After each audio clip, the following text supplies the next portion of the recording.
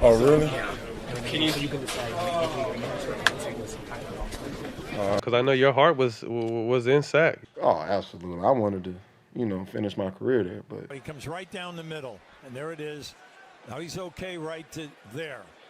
Right to... it's done. I'm a warrior. Picture has made it back from that torn left Achilles tendon. Demarcus Cousins has indeed agreed to a 1-year, $3.5 million deal with the Lakers. And then I forgot to mention he was cut by the Lakers, and then he spent some time out there in Milwaukee, and then he was cut, and he's on a 10-day. It's crazy what's going on out in Denver, but where I want to go with this right now, because I think this is serious, is Demarcus Cousins. The career of Demarcus Cousins truly saddens me. I'm telling you, man. I'm sick to my fucking stomach. You understand? I mean, I really feel like I'm about to throw up. I mean, I'm serious. I literally got the garbage sitting shotgun right now. It's really that real. My stomach is fucked. You understand? Just thinking about what just took place here through the totality of this guy's career. This is Demarcus Boogie Cousins, ladies and gentlemen. I'm talking about just a superstar human highlight reel, if you want to say so. Boogie Cousins was the truth. I'm just. Let me take a trip down memory lane, ladies and gentlemen. I just think some people. This is very important. Number one, this is not a hit job on Demarcus Cousins. Demarcus Cousins is one of my favorite players of all time when he was healthy in his prime. There was nobody more dominant than Demarcus Cousins. You looking at a Joel Embiid right now or Karl Anthony Towns. Them dudes would have been eaten out of the palm of Demarcus Cousins' hands if he would have never suffered all of these injuries. Anthony Davis as well.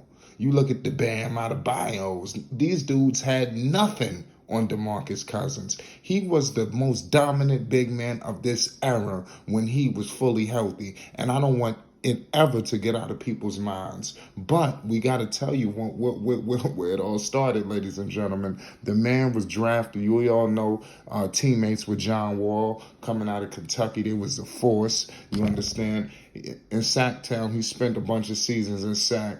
From 2010 to 2016 when he was ultimately traded to the Pelicans. But before we get to the Pelicans, in Sacktown, the man was dominant, ladies and gentlemen. When I mean dominant, it was dominant. It was a true understatement what DeMarcus was putting up. His final season with the Sacramento Kings, Demarcus Cousins was putting up 27 points and 10 rebounds, ladies and gentlemen. That is ridiculous. And the season prior, it was 26 and 11. Giving you a steal and a block. He literally was controlling the whole goddamn floor, to say the least. Also, Boogie from the three-point line was ridiculous. This is a big. Damn near 7 foot. You talking about 35% from the three, 37% from the three. I mean, and that's crazy.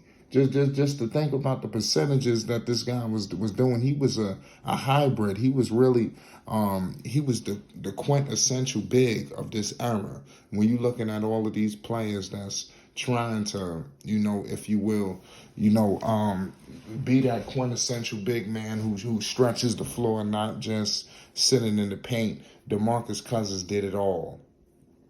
I'm here to tell you right now, whatever happened with Vlade Divac, he basically fucked him over, sending him out. It was foul how they did him. But seriously, to be real with everybody, DeMarcus never got the Kings to the playoffs. And when you look at some of the talent they had on there, it all wasn't his fault. When you got an Isaiah Thomas, when you got a Rudy Gay, you got Willie Cauley-Stein, you had talent on this roster. Darren Collison was here at one point. Rondo was on the roster for a stretch as well in Sacramento. There's no reason why that team should have never been competitive. But I mean, it is what it is. We don't know what was the reasons, but I will tell you this. He did not deserve to find out he was being moved to New Orleans on national television in the middle of the All-Star game. I thought that was very egregious, and it was disgusting what took place to that dude right then and there. He was a superstar, the best big man in basketball, hands down, at the time. And for him to be informed like that, I mean, damn, you couldn't pull him to the side. Shit couldn't wait till after the interview. I'm just saying. With all due respect, ladies and gentlemen, how would you feel? You know, like the man stated before, when he was on All the Smoke, he had all the cameras on him. He just had to play it cool, you know. So it is what it is. But when you think about it, New Orleans, the man was going to play with somebody very dominant when he was in New Orleans. You know who that man was? In 2016. The year he was traded to the New Orleans Pelicans, it was the Twin Towers, the two big guys. He was going to team up with Anthony Davis, the Brow. This is before Anthony Davis was this finesse guy that we accustomed to seeing right now. Anthony Davis was putting up 28 points and 11 rebounds, shooting 50% from the field, okay? Giving you 2 steals, giving you a block. Yeah, I mean, this is a part of me. I said too, is giving you 2 blocks and a steal. This is AD. I'm talking about just shoring up the paint. That situation should have been a gold mine that he went into, even when these guys were healthy. But give him credit, he came in midway through the season, so we never were. And then mind you, Demarcus ended up getting hurt. The Achilles injury happened, so we never really got to see what that really could have cultivated into.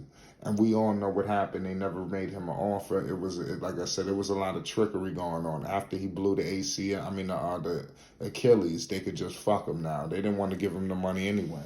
So now they had a legitimate reason to hold out the paper. But, I mean, charge it to the game. We all know after that, he wanted to be a Golden State Warrior. He thought he was. I really would have liked for him to get that championship there with Golden State. But they ran into Kawhi Leonard. He ended up getting hurt as well. But give Boogie credit because he battled back to get back in there for the finals. And he had a good outing, but he lost that big payday, ladies and gentlemen. And I think it still haunts him to this day. Demarcus Cousins should be sitting somewhere lovely right now. Lovely. I'm talking about feet kicked up, pina colada, you understand, a cigar in hand. I'm talking about something like that.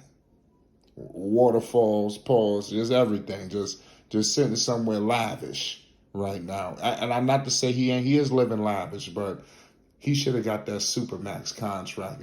In all seriousness, is what I'm really trying to say. But he never did, due to all the BS that happened. But it's crazy. This is ridiculous, man. I'm just truly saddened, just to see the one of the best big men of this era have to go to Houston. James Harden giving you his ass to kiss. The Clippers, you really, what's going on? Milwaukee, they don't want you. Now you in Denver. I didn't envision this for Demarcus Cousins.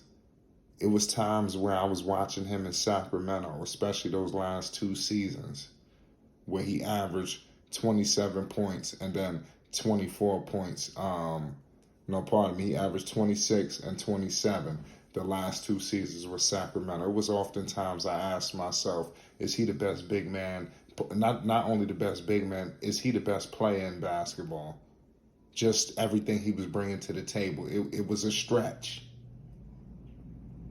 But we'll never know where this really could have went. But I want everybody to know something. Do not ever forget how dominant Demarcus Cousins was.